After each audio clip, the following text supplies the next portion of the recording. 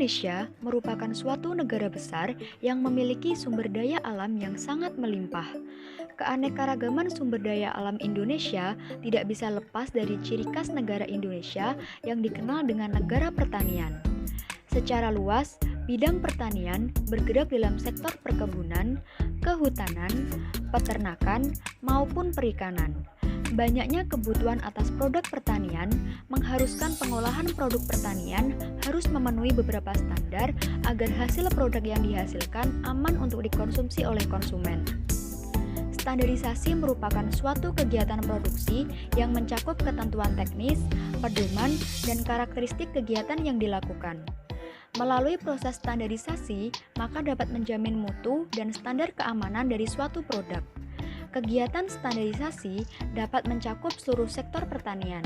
Salah satunya ialah sektor perikanan. Kegiatan yang dilakukan dalam menjamin mutu produk dalam perikanan harus memperhatikan faktor GMP dan standar nasional yang telah ditentukan. GMP atau Good Manufacturing Practices adalah pedoman persyaratan dan tata cara pengolahan yang baik dan benar bagi unit pengolahan ikan. Tujuan dalam GMP adalah memastikan mutu produk, pengendalian keamanan produk perikanan, serta meminimalisir kontaminasi cemaran biologi, kimia, dan fisik yang dapat membahayakan kesehatan. Persyaratan operasional GMP telah diatur dalam ketentuan-ketentuan yang terdapat dalam Standar Nasional Indonesia.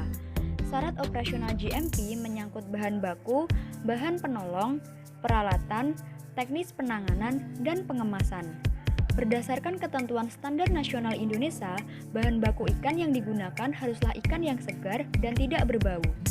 Tahap pengolahan ikan memerlukan bahan bantuan lainnya seperti air dan es. Air yang digunakan di unit pengolahan ikan haruslah memenuhi persyaratan kualitas air minum dan es harus dibuat dari air yang memenuhi persyaratan yang sesuai. Peralatan dan perlengkapan yang digunakan dalam penanganan ikan segar harus memiliki permukaan yang halus dan rata, tidak mengelupas dan tidak berkarat. Semua peralatan harus dalam keadaan bersih sebelum, selama, dan sesudah digunakan. Tahap penanganan pengolahan ikan berdasarkan Standar Nasional Indonesia dimulai dari tahap penerimaan, sortasi, pencucian pertama, penyiangan, pencucian kedua, penyimpanan, penimbangan, dan pengepakan.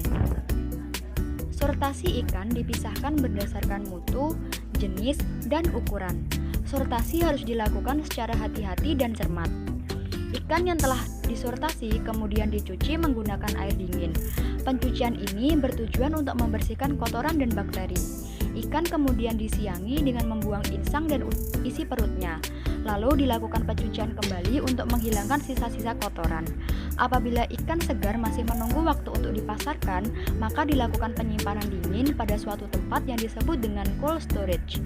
Ikan yang akan dipasarkan kemudian ditimbang sesuai dengan berat yang telah ditentukan. Kemudian ikan disusun dalam wadah styrofoam yang dilapisi plastik, selanjutnya dimasukkan dalam suatu wadah yang telah diberi es untuk mempertahankan suhunya.